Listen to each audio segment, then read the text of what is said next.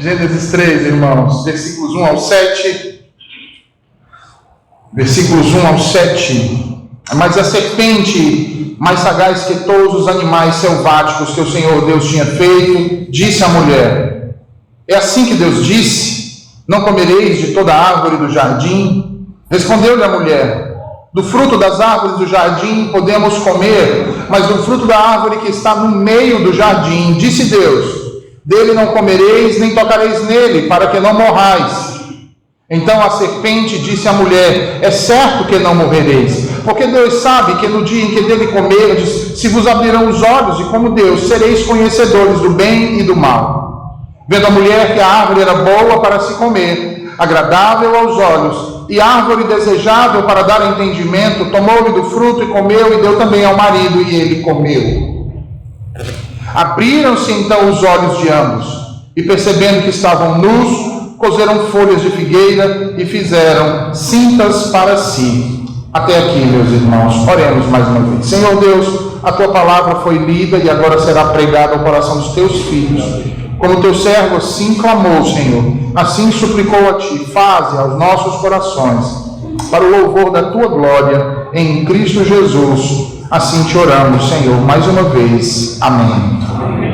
Meus irmãos, se nós bem lembrarmos das últimas vezes que eu estive aqui e nós pregamos exatamente nesses primeiros capítulos do livro de Gênesis, o primeiro livro da Torá hebraica, o primeiro livro da Escritura Sagrada, nós vimos que até aqui Deus criou os céus e a terra e ele o fez ex nihilo, encheu-os com tudo o que neles há, e criou o homem conforme a sua imagem e semelhança. E a Escritura nos diz que ele cria esse homem do pó da terra. Ele sopra nas narinas deste homem o fôlego de vida e o faz então alma vivente, diz a Escritura. Nós vimos também que após isso Deus criou um jardim na região do Éden e ali ele colocou o homem que havia formado como seu guardião e cultivador. Além disso, Deus criou também uma auxiliadora para o homem, uma mulher que lhe fosse idônea. Fez Deus cair num sono profundo o homem e de sua costela formou então a sua mulher. Ele fez ela do homem para o homem. E este, ao despertar do seu sono profundo, uniu-se à mulher que o Senhor havia feito para ele e ambos tornaram-se uma só carne. Depois disso, estabeleceu o Senhor um pacto com o homem que havia criado. Esse pacto era um pacto de obras, porque as obras ou a obediência era a condição exigida.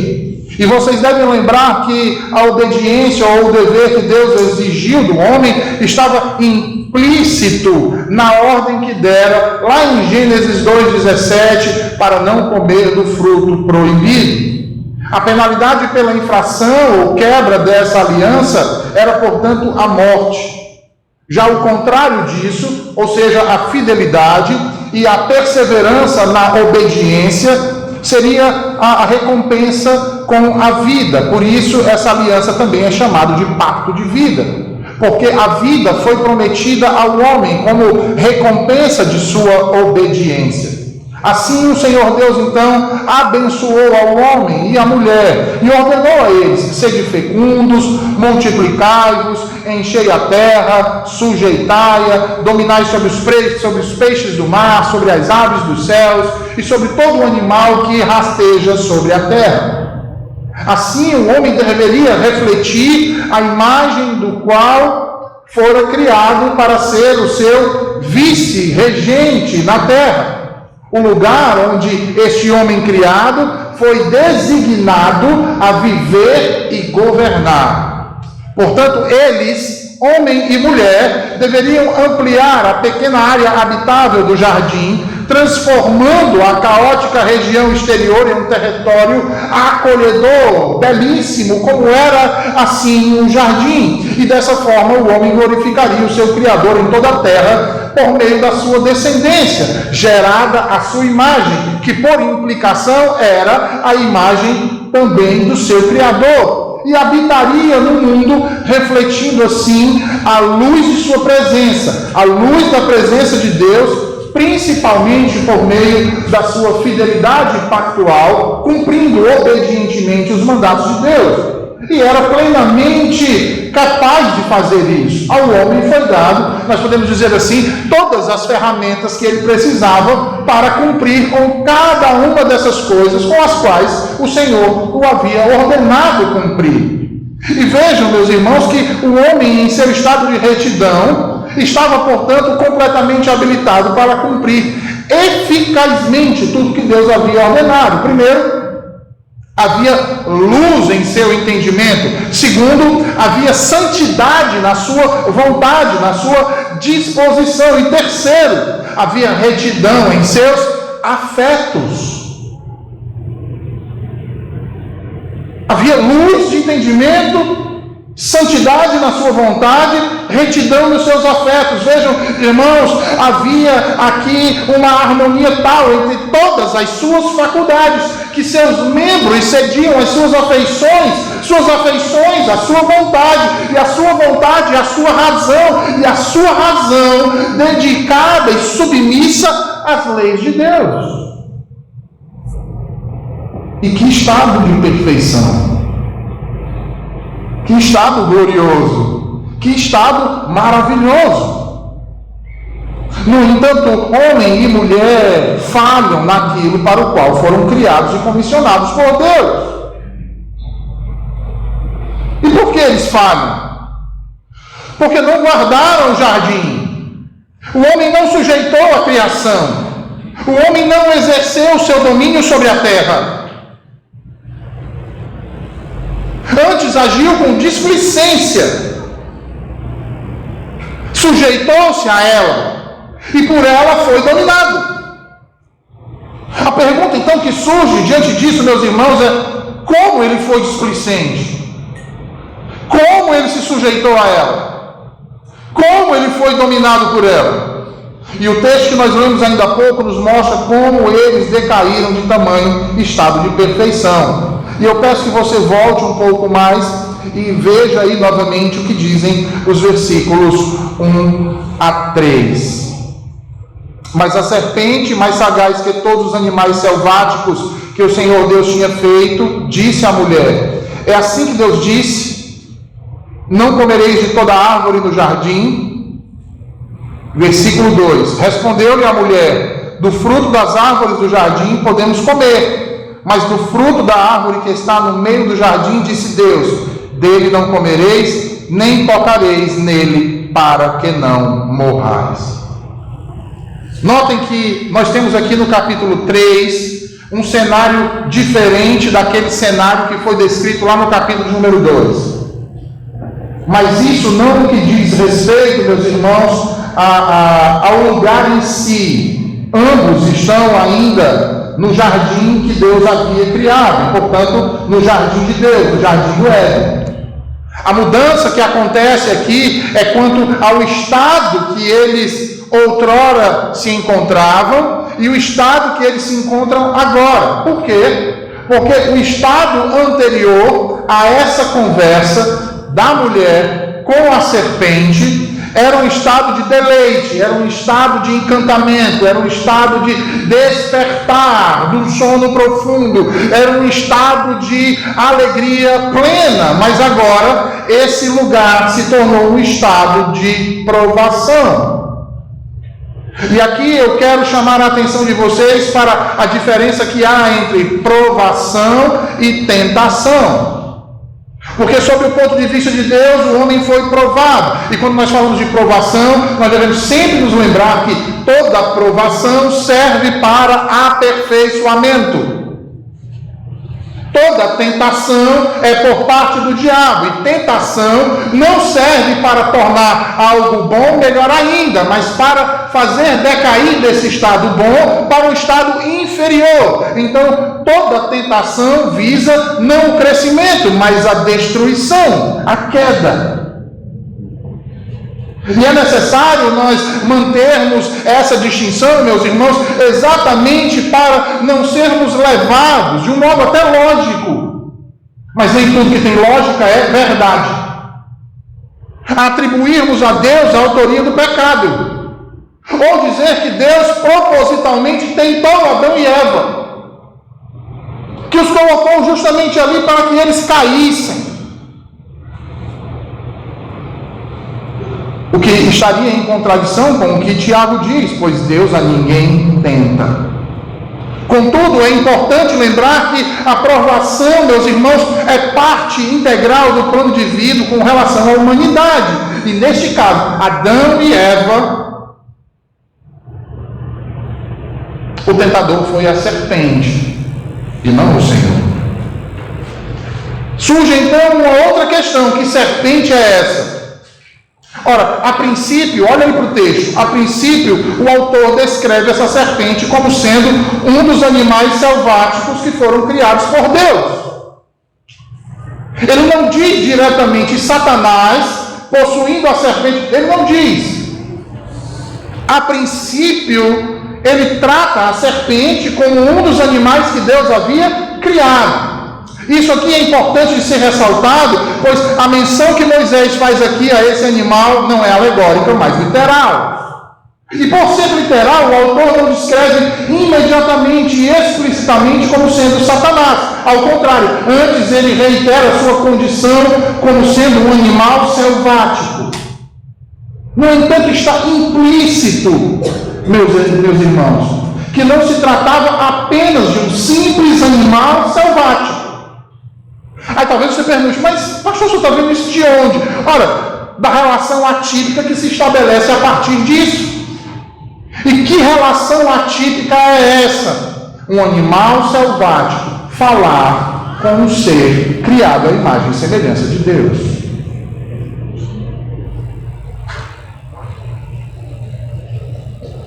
A relação entre um animal selvático e um ser maligno.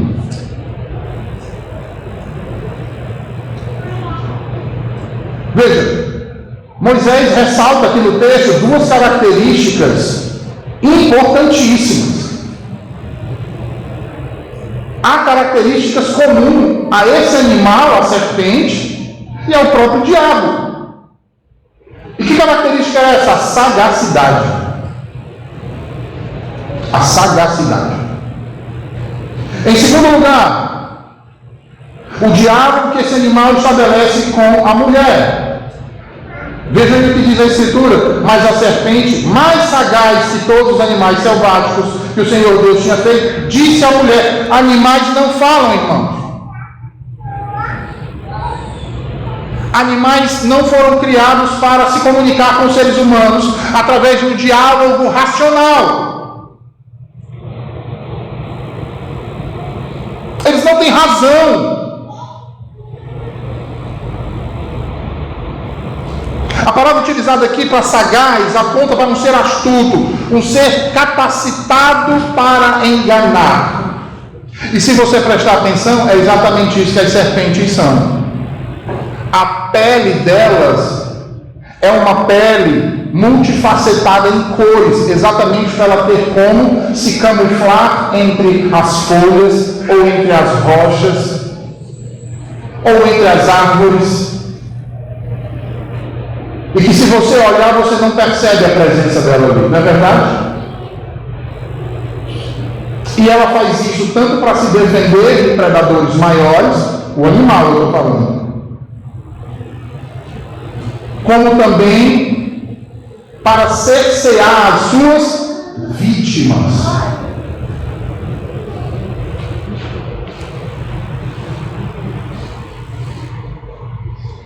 Assim como as serpentes, Satanás também, meus irmãos, é astuto e enganador. Paulo, em 2 Coríntios, capítulo 4, diz que o Deus deste século, uma referência a Satanás, cegou o entendimento dos incrédulos para que não lhes resplandeça a luz do Evangelho da glória de Cristo. Em Efésios 6, Paulo também vai dizer que os cristãos devem resistir com toda a armadura de Deus, não com suas próprias forças, para que permaneçam firmes contra as ciladas do diabo. Em Apocalipse 20, João diz que Satanás é o quê? o enganador das nações. E essa relação do animal selvático, a serpente, com Satanás vai se tornar mais explícita quando o animal passa a dialogar com a mulher de Adão no jardim. E aqui, meus irmãos, é preciso destacar que, contra todo tipo de generalização confusa, há uma distinção premente que não pode ser deixada para lá. O que torna vãs as especulações: animais falam? Será que antes da queda os animais falavam, conversavam com Adão, conversavam com Eva? Irmãos, desde que foram criados por Deus, o homem fala, os animais não. Ah, mas a mula de Balaão, uma condição excepcional e extraordinária, não algo ordinário. Sendo assim, nós temos tanto um animal, uma serpente de fato, quanto um poder demoníaco que faz uso do animal para dar vazão ao seu plano. E essa não é uma relação estranha nas Escrituras, uma vez que os evangelhos descrevem não apenas pessoas possuídas por demônios, mas também animais. E neste caso, meus irmãos, a sagacidade da serpente ocasionou uma aptidão para servir de instrumento a Satanás. O animal criado por Deus serviu de ocasião, um instrumento para Satanás. Pelo quê? Por uma característica sua: sagacidade. Isso quer dizer que eu e vocês temos que ter muito cuidado com as nossas características. Agora, tem um negócio aí que está na moda, né? A questão das personalidades, né? Acho que é personalidades. Essas bobagens que todo ano inventam. Ah, fulano é sanguíneo. Ah, fulano é colérico. Ah, fulano é isso. Fulano é aquilo. Isso é pecador, meu irmão. Pode ficar usando distinçãozinha que a Bíblia não dá. Você não é sanguíneo, não. Você não como é que diz? O cara é colérico, não. Você não tem domínio próprio.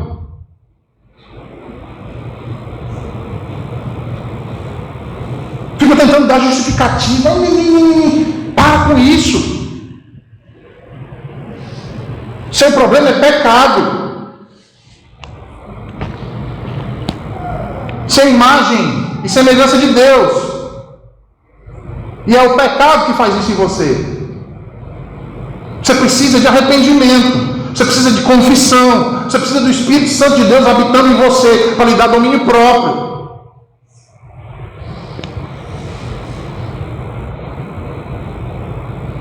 Aí com isso, percebam, irmãos, vocês estão se fazendo de instrumentos do diabo. Porque o diabo vai usar exatamente isso, essas características em comum com cada um de vocês, para fazer vocês o quê? Caírem.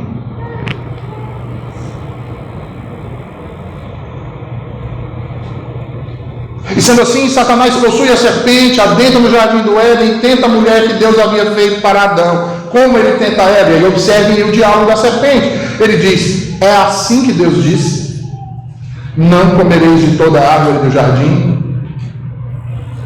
E há quem diga, né, que Satanás se dirigiu à mulher, que ela era a parte mais fraca, porque ele já sabia que ela ia cair. Vamos lá. O diabo não se dirige à mulher pelo fato dela ser mais suscetível à tentação, irmãos, e portanto, consequentemente, ao pecado, mas pelo fato dela não ter recebido a ordem diretamente de Deus, como Adão recebeu. É o primeiro ponto.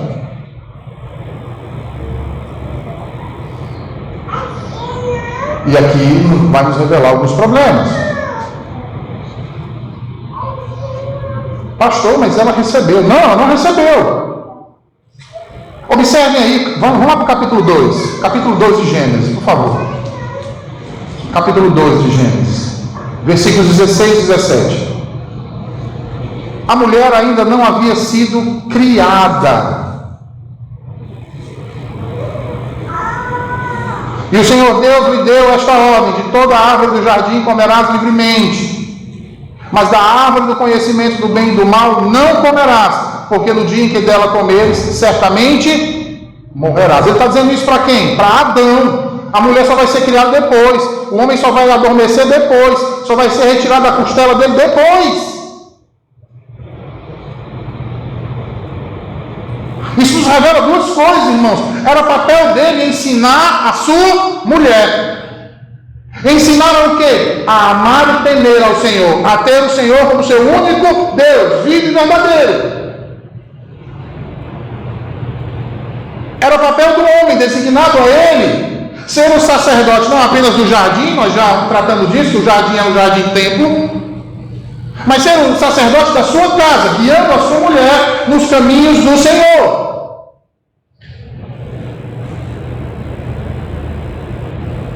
E ele disse, porque Eva tem um conhecimento acerca do que Deus disse. Satanás também sabe que Adão disse para ela o que não deveria ser feito.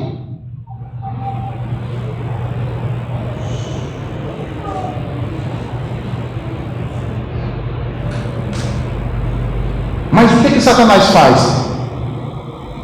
Ele começa a colocar em dúvida o que Deus disse. Ora, o que significa dizer isso, irmãos? Se nós tomarmos a sequência dos eventos como sendo cronológicos, significa dizer que Adão teve contato antes com o seu Criador, mas que Eva ainda não havia tido esse contato direto.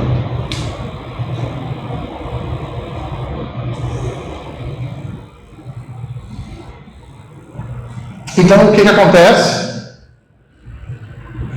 A serpente se aproveita disso para colocar uma dúvida, uma aparentemente inocente indagação. Porque qual é o problema de questionarmos as coisas, não é verdade? Qual é o problema de questionarmos as coisas? Sim, o diabo nos ensinou isso. Questione tudo. Qual é o problema? Mesmo sendo Deus que disse, questione. Como é que você vai obedecer a uma coisa que você não entende? Que você nem aprendeu direito? Ah, mas foi Deus que deu, questione.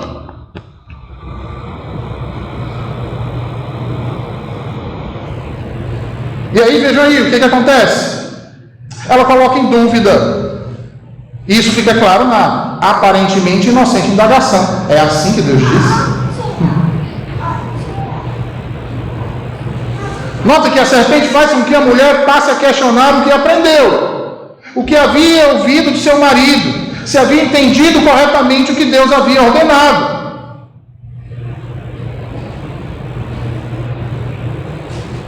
Ela começou a pensar, o que foi que Deus disse mesmo? Peraí, será que foi isso mesmo que ele disse? Peraí, deixa eu lembrar.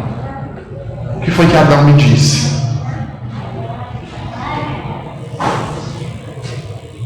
Será que Deus havia dito para não comer de toda a árvore do jardim? Ou teria dito apenas para comer das árvores do jardim, algumas delas? Ou... Peraí. Aí a mulher responde a serpente, vejam como é que ela responde, ela diz assim, do fruto das árvores do jardim podemos comer.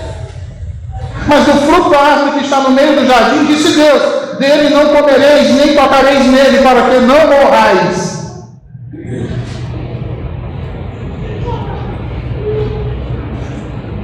Assim disse a árvore que estava no meio do jardim. Ah, não foi o que Deus disse a árvore. O meio do jardim é ela que viu. E outra. Observe que na resposta da mulher, ela morde a isca da serpente. Em sua resposta, ela minimiza a extensão da liberdade que Deus nos concede, porque ela diz, do fruto, veja bem, irmãos, do fruto das árvores do jardim podemos comer. Mas não foi isso que Deus disse. Deus disse de toda todas as árvores do jardim, eles poderiam comer do fruto. Ela minimizou. Mas continua no plural. Continua, mas não em sua totalidade extensiva.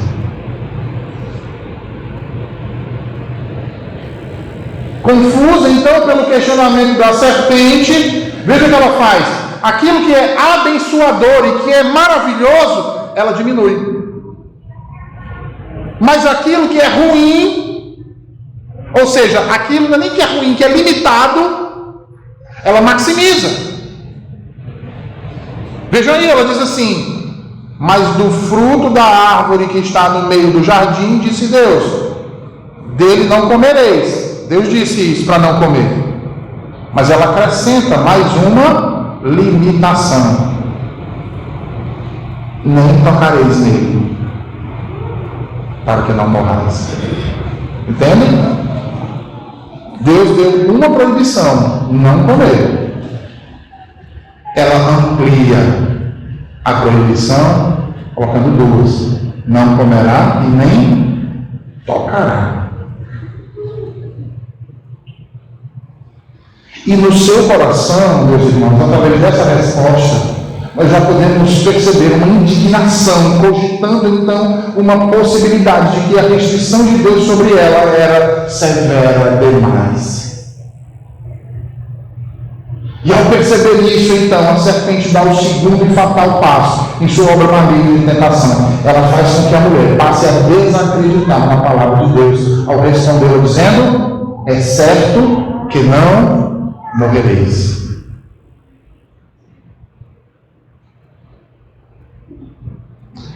É certo que não morrereis. Percebe o que ela faz?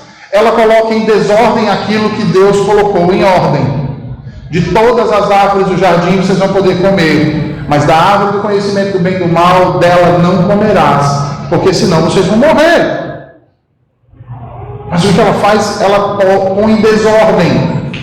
Das árvores do jardim podemos comer, mas da árvore que está no meio do jardim não podemos comer, nem podemos tocar. E agora a serpente diz: pois então vou lhe dizer mais uma coisa: se você comer, você não vai morrer. E ela está dizendo: o que seu marido lhe disse é mentira. E o que Deus disse a ele é uma mentira. Vocês não vão morrer. E ele disse isso, aí ele continua: porque sabe que no dia em que vocês comerem, vão se abrir os olhos de vocês, e vocês serão como ele, Deus é, conhecedores do bem e do mal. A intenção da serpente é fazer com que a mulher deixe de acreditar no que Deus disse, que tome a Deus como um mentiroso, como um Deus egoísta, um Deus com ciúme,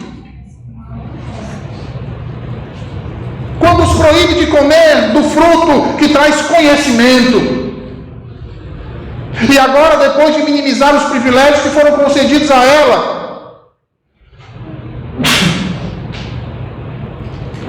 e ao seu marido, e maximizar a restrição que lhes foi dada, ela passa então a acreditar na promessa da serpente, na palavra da serpente, e desacreditar naquilo que Deus havia dito, desacreditar que eles morreriam. E assim ela passa agora a olhar para a árvore proibida de outra forma, e ela passa a enxergá-la como boa para se alimentar, como agradável aos olhos e desejável para lhe dar entendimento. E aí o que ela faz?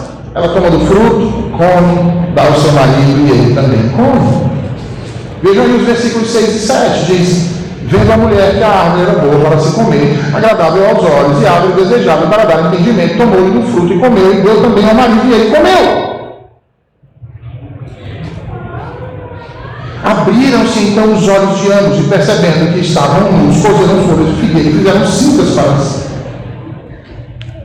Ao comer da fruta da árvore que Deus havia dito para não comerem, Adão e Eva trocam a bênção de Deus pela maldição, a verdade pela mentira, a vida pela morte. Ter Deus como seu soberano Senhor pela escravidão a Satanás. Que péssimo negócio eles fizeram. No entanto, meus irmãos, nós fazemos o mesmo tipo de negócio constantemente, infelizmente. Em vez de confiarmos que Deus nos dará a vida que nos satisfará verdadeiramente, escolhemos agarrar a vida que achamos que nos fará felizes, apenas para sentirmos o gosto do fruto proibido, tornar-se amargo posteriormente em nosso estômago.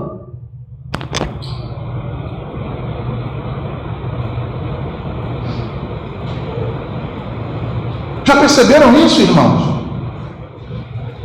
Que parece que nada é suficiente para nós, muitas vezes, e eu não estou dizendo isso com todos, é claro.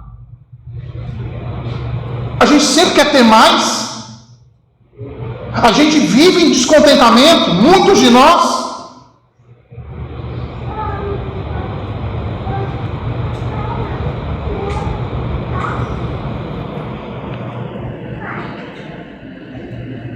É como se nós não confiássemos no Senhor, irmãos. E aí queremos resolver tudo por nós mesmos.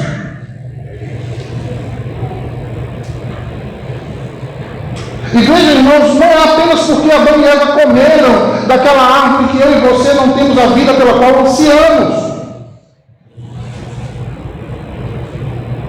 Mas é porque assim como eles, agimos igualmente. Queremos nos colocar no lugar de Deus,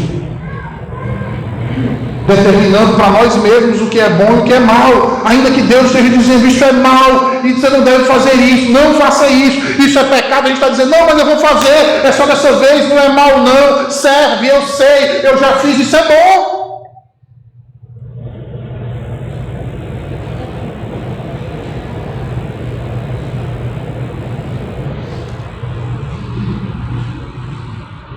A gente recebe uma família no gabinete, casal com problema, a gente diz, olha, você tem que fazer assim, você mulher tem que fazer assim, vocês têm que parar com esse problema, isso está errado, à luz da Escritura isso não funciona assim, isso não é para ser dessa forma, tá certo, pastor? Eu sei, uma semana depois volto a cometer as mesmas coisas. Porque no fundo, irmãos, olham para o que Deus diz e dizem assim, não, mas do meu jeito eu sei o que é melhor para mim. Isso aí é exagero do pastor. Aí começa a olhar para outros casais e querer fazer da vida dos outros casais a sua vida.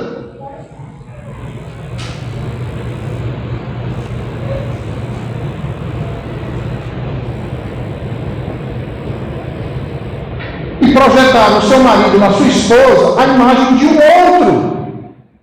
Que ele não vai ser, não adianta, ele não vai ser.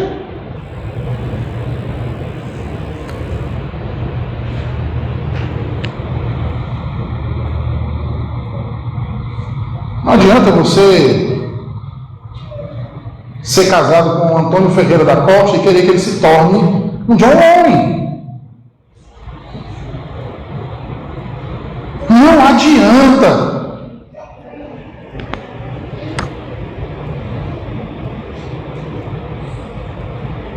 Nos colocamos no lugar de Deus, irmãos.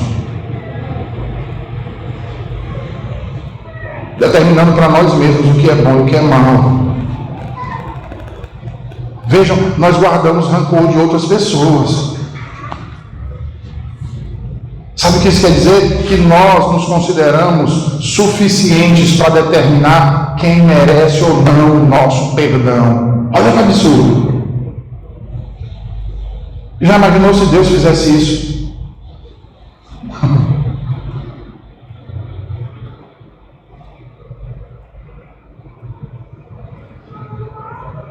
E aí pensamos que a nossa frieza é dar-lhes o que eles merecem.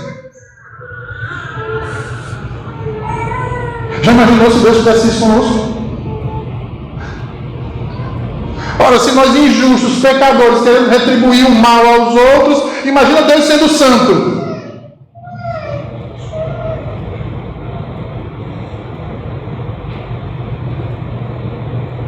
Nós pensamos que nossa frieza, desprezo, é dar o que eles merecem, quando na verdade isso só serve para nos roubar a própria vida.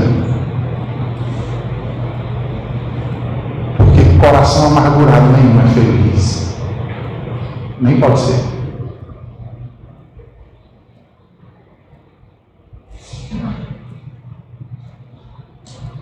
Quer um outro exemplo? Nós dormimos com alguém que não é nossa esposa. Com alguém que não é nosso marido. Ou literalmente, ou virtualmente. Hoje em dia é a época do virtual, né? E nós ainda temos a capacidade de achar que a felicidade e o contentamento de nosso casamento se encontram na saciedade disso.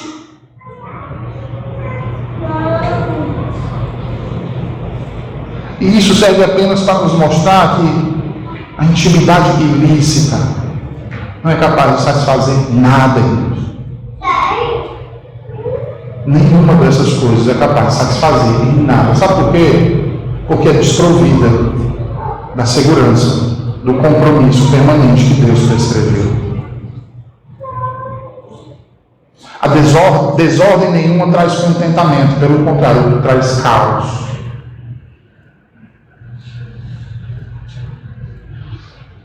Logo, nós devemos lembrar que a intensidade dos prazeres efêmeros é sempre superada pela intensidade da vergonha e do remorso permanente que deixa. Irmãos, nós somos consumidos pela ansiedade sobre aquilo que está ou não está acontecendo em nossa vida e na vida de quem amamos. Sabe por quê? Porque não temos certeza se Deus está fazendo a coisa certa o tempo todo. Isso revela um coração incrédulo, um coração impenitente, um coração irreverente.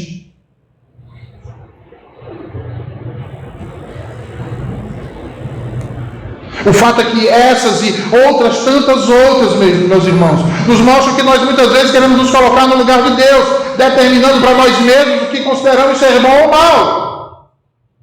Foi isso que Adão fez. Foi isso que Eva fez. E veja no que culminou. O fracasso completo. Deus havia ordenado a Adão guardar e cultivar o jardim, mas ele falhou nessa tarefa, permitindo que um ser impuro, maligno e mentiroso entrasse no jardim. Deus ordenou que ele sujeitasse, dominasse a criação, mas ele falhou, porque foi sujeitado e dominado por ela. Ora, ele permitiu que o santuário de Deus fosse profanado e instaurado o caos, a desordem e a morte no mundo. Ele permitiu que uma criatura maligna e não Deus vivo fosse adorado, crido e obedecido em seu santuário.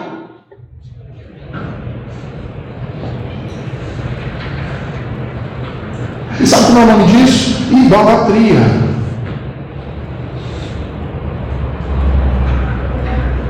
Por isso que João Calvino dizia que o coração do homem é uma fábrica de ídolos.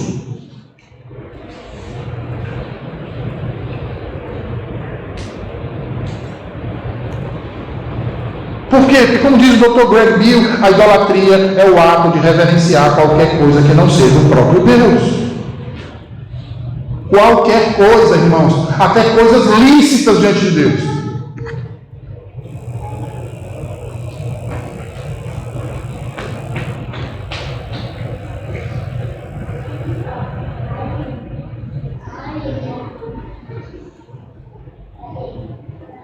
O homem foi criado para crer, para confiar e para obedecer a Deus, e assim fazer refletir a imagem e a semelhança daquele que o criou.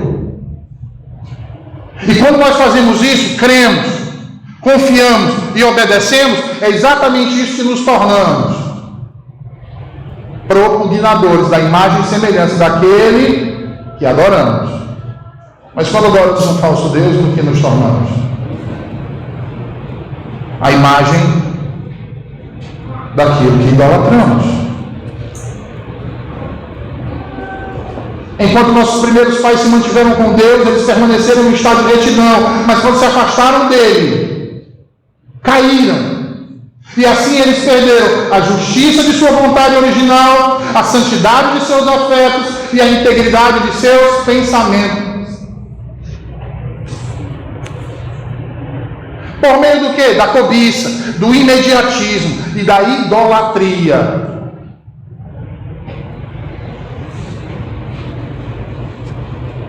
Em sua palavra, claramente, Deus nos diz como devemos ser, agir, pensar e fazer. E o que nós fazemos com isso? Não precisa responder a mim, respondam a si mesmos. Nós olhamos para o que Deus diz e fazemos de outro jeito. Então, ou não confiamos no que Deus diz, ou julgamos que o que Deus diz ser bom, nós discordamos.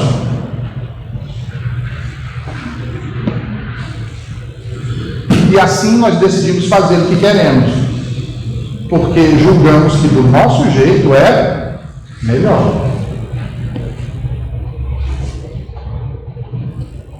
E você sabe por quê? Porque em último lugar, nós nos achamos melhores que Deus, mais sábios do que Deus. Nós nos achamos iguais a Deus. Alguém lembra qual foi o pecado mesmo de Satanás?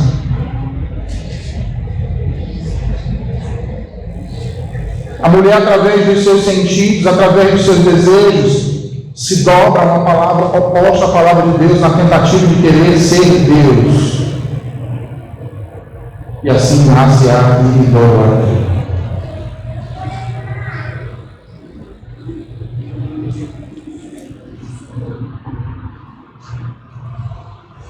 Idolatria. Você quer a prova disso? Se você observar os versículos 8 em diante, você vai ver que tanto Adão como a mulher passam a ser igual a serpente, mentirosos, sagazes. Quando eles escutam os passos de Deus no jardim, o que eles fazem? Se escondem. O que as serpentes fazem? A mesma coisa. E aí, quando Deus chama pelo nome, o que eles fazem? Mentem. Ou um discurso de Adão, falsa piedade. Tentou enganar Deus. Lembra do que ele disse? Deus sabia onde eles estavam. Claro que Deus sabia. Eles se escondem entre as árvores do jardim. Deus sabia que eles estavam no jardim. Mas Deus pergunta onde estás, não o local físico, mas o estado. Em que estado tu te encontras, Adão? Aí a falsa piedade de Adão diz o quê? Não, é que eu estava nu e tu és o Senhor. Eu nu me apresentar na tua presença, Senhor, não. Eu nu tive vergonha, me escondi e fiz cintas para mim com folhas de figueira. Isso é uma coisa horrível. Aí Deus já sabia, mas Deus agora coloca ele no canto da parede. Mas o mentiroso não é assim, ele não assume o erro dele. Lembra disso? Deus diz assim: quem disse que tu estava nu? Como é que eu soube disso? Ele não assume a culpa dele. Ele culpa quem? A mulher. Ele culpa o próprio Deus. O que a serpente faz? Foi assim que Deus disse: certamente morrerás. Você não vai morrer. O que Adão faz? A mulher me deu do fruto e eu comi. A mulher que tu me destes. Se tu não tivesse me dado ela, não tinha caído. Então a culpa é de quem? Igual ao seu falso Deus. Igual. Mas sabe uma coisa? Esse primeiro ato de idolatria, infelizmente, nos acompanha em toda a nossa história. nós não nos incomodamos em obedecer os mandamentos de Deus. Não é verdade? Desde que esse mandamento faça sentido para nós. Em outras palavras, desde que esse mandamento se adeque ao que eu gosto e quero, pretendo fazer. Porque se tiver um atrito aí,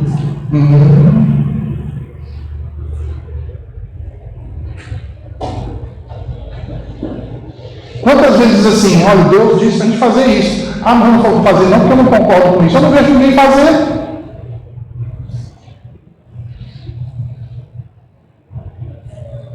Peraí, irmão. Aqui está bem claro, precisa aprender grego e hebraico para poder entender isso aqui. Não, Deus está sendo bem claro.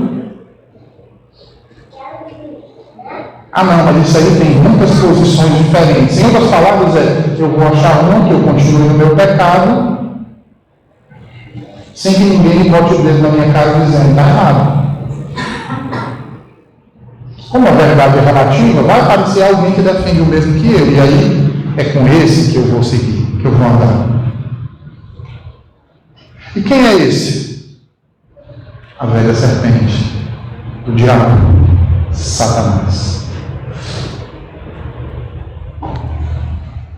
Porque não é assim que nós fazemos? Quando a gente não consegue enxergar o malefício, quando nós não vemos problema algum naquilo que Deus proibiu, nós passamos a olhar aquilo como algo desejável. E passamos a querer justificar o que vamos fazer e queremos fazer. E então estendemos a mão para aquilo que acreditamos ser necessário para nós. E assim nós caímos igualzinho os nossos primeiros pais. Olhar, desejar, cobiçar. Como foi mesmo que aconteceu a queda? Vejam aí no versículo 6. Vendo a mulher que a árvore era boa para se comer, agradável aos olhos e árvore desejável para dar entendimento, tomou-lhe do fruto e comeu, e deu também ao seu marido e comeu. Como é mesmo que pecamos, irmãos? Da mesma maneira. Abra aí a sua Bíblia em Tiago 1, versículos 13 ao 15.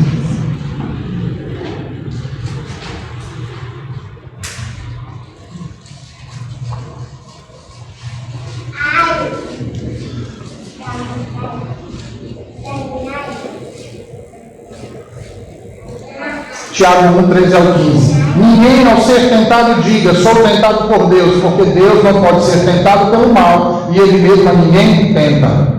Ao contrário, cada um é tentado pela sua própria cobiça, quando esta o atrai e seduz. Então a cobiça, depois de haver concebido, dá à luz o pecado, e o pecado, uma vez consumado, gera a morte.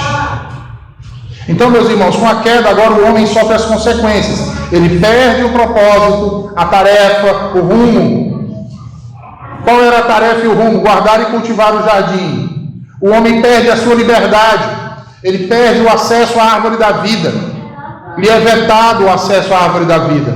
O homem perde a própria vida, porque ao comer do fruto ele certamente morre. O homem perde o padrão de relacionamento. E a prova disso é que nós vamos ver no desenrolar da história homens e mulheres se relacionando sexualmente com animais. Animais. Adultério, poligamia, homossexualismo. O homem perde a sua integridade, irmãos. Ele percebe que ele está nu e faz vestes para esconder a sua nudez. Veja, ele já não tem mais a satisfação interior que tinha, e por isso busca a satisfação naquilo que lhe é exterior. Ele perde a capacidade plena de autoridade, ele passa a ter medo, a ter pavor. E o que vai acontecer? Tudo aquilo que ele teme, tudo aquilo que ele não consegue mais compreender de modo tão claro, ele passa a identificar como um Deus. E aí surge o Deus do trovão, e surge o Deus do sol, e surge o Deus da colheita, surge o Deus da fertilidade, e inúmeros deuses. O homem deixa de ter domínio, ele agora é dominado pelo medo, pelos vícios, pelas paixões, pela impureza. Passa a ser escravizado pela sua própria vontade caída, por seus desejos de coração, todos pecaminosos.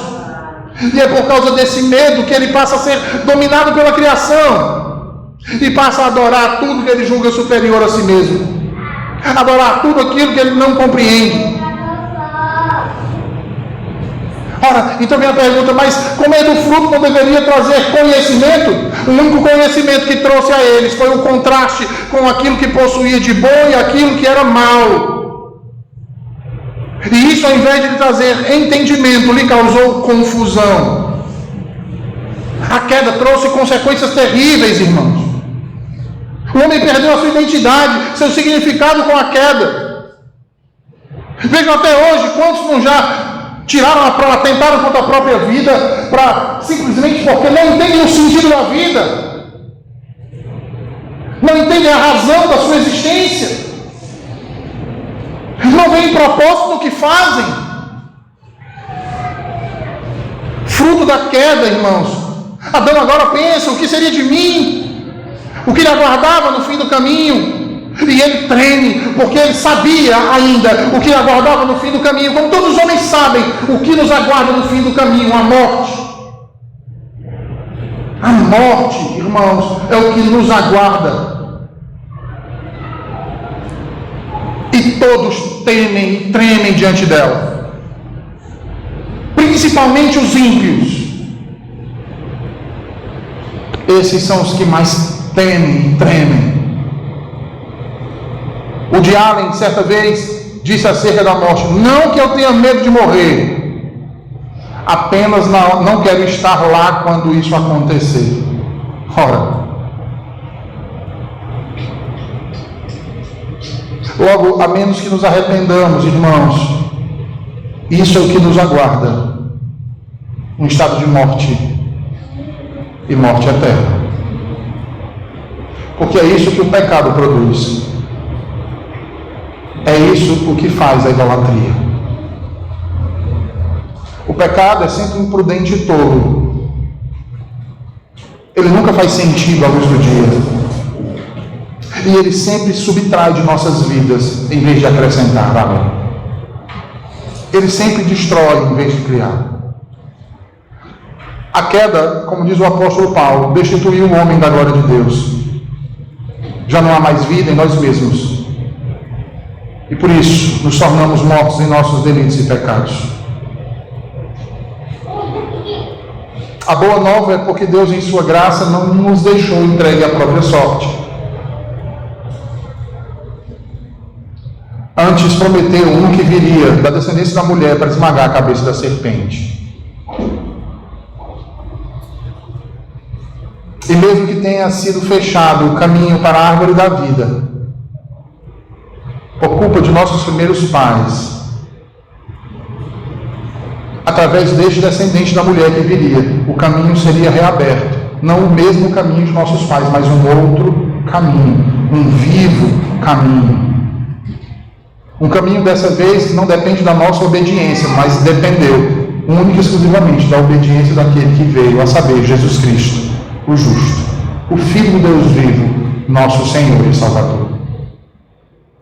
Por meio dele, tão somente dele, pecadores